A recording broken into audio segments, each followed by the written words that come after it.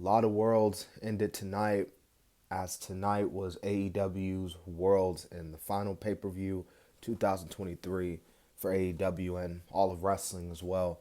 Um, I think I might, and I say I might because obviously, other people can come out and say this was a good show. But I feel like, me personally, this was kind of a mid show, to be honest with you. Like, this was, I've reading online, a lot of people were saying that this was probably AEW's worst pay per view of the year. Um, Definitely not the best, definitely not number one. So we're not going to waste any time. We had over 11 matches in total. So we kicked the show off with an 8-man tag. This was the BCC taking on and defeating Brody King, Jay White, Jay Lethal, and Roosh. And everybody who was involved in the Continental Classic was part of this 8-man tag match. I actually thought this was a pretty good opener.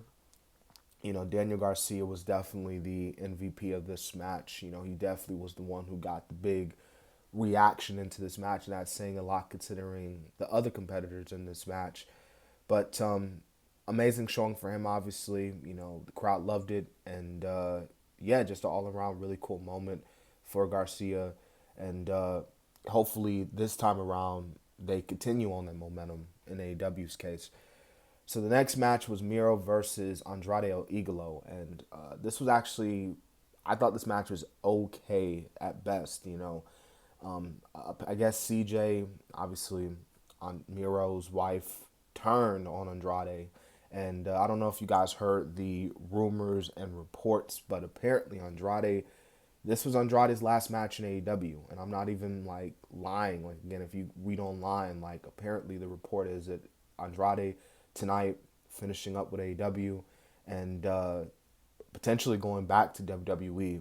There was a tweet that put out that a former world champion or a star, obviously a big name, could show up at the WWE Day 1 Raw show this Monday. That could be Andrade. That could be someone else. I don't know. But if this was Andrade's last match in AEW with the way things are going, it seemed like it was. Definitely a meteoric run for Andrade, someone that many people looked at that by going to AEW, he could have benefited a lot, but didn't really do anything special in AEW, if I'm being like completely honest. Uh, Tony Storm and Rio was for the world title. Again, this match is one of the many reasons why just looking at this pay per view overall was really mid. I just couldn't get into this match. I really couldn't. You know, I think as good as Tony Storm's character is, like, you can somewhat argue that her playing this character could very well drag down like her match quality. But then again, I don't want to discredit Tony Storm for what she's doing. She's doing really good with this character. But this match was not hitting, at least for me. And yeah, Tony Storm won the match. There's really nothing more I can really say. Swerve Strickland took on Dustin Rhodes, and this was supposed to be Keith Lee versus Swerve Strickland, so their rivalry was supposed to be renewed, but obviously Keith Lee got sick, so they couldn't do the match. So instead, they got Dustin Rhodes filling in, and honestly, I feel like this match should have just been like a good 2-minute squash at best. Like, obviously, Swerve took out Dustin, injuring with the cinder blocks to his leg or his foot, and honestly, it was just like, dude, like, they should have just had Swerve just in Dustin right then and there. Let Swerve get that heat and continuing to build up Swerve. Like, obviously, Swerve got the win, but I don't think he should have been in the ring for nearly 10 minutes with someone like Dustin Rhodes. And not disrespecting anything that Dustin Rhodes has done for his career, but tonight's terms, like, Swerve should have just ended him in 2 kills. Uh, Next, you had this 8-man tag match, the Lesex Gods. I'm laughing because obviously I say that because Chris Jericho, I know I hadn't talked about it, but apparently he's been in a lot of hot water all day today. If you know, you know. If you haven't heard, all you got to do is look up Chris Jericho. Kylie Ray, if that name rings a bell, then you'll know what I'm talking about. But yeah, you know, they teamed up with Sting. Darby took on Ricky Starks, Big Bill, Don Callis family. Just a mid tag match, man. Just mid, and there was really nothing more to it. Sting's final match is in March, and you know how fast time goes by, man. March is gonna be before you know it. So they really need to start like really upping the ante, cause like I don't know, I'm not the head booker, so I don't really know, but I just I thought this match was mid, man. To be honest with you, uh, Julia Hart and Abaddon for the TBS title. Another match I just thought was meh. I'm glad Julia Hart retained the title. I think she's doing pretty good. Um, and then of course Sky Blue came out, but that was pretty much it, man. Like outside of that, there was really nothing more about this match that screamed like, "Oh, you got to check this match out." But if there was one match I can definitely tell you need to check out, it's Adam Copeland and Christian Cage. These two 50-plus-year-old guys managed to put on, in my honest opinion, the best match of the night. Um, like Adam Copeland and Christian Cage, man, their history, obviously, I don't even need to go into it, but this was a really, really, really good match.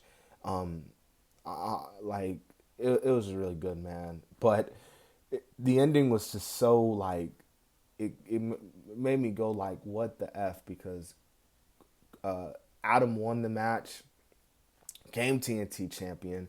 Kill Switch attacked him because on the pre-show, Kill Switch won the Battle Royale to earn an opportunity at the title any chance he wanted. So he was going to use that opportunity then and there. Christian was like, no, what are you doing? Like, you're not doing that. And so he gave it to Christian. And now Christian is again TNT champion. So no, Adam was only champion for like 2 seconds.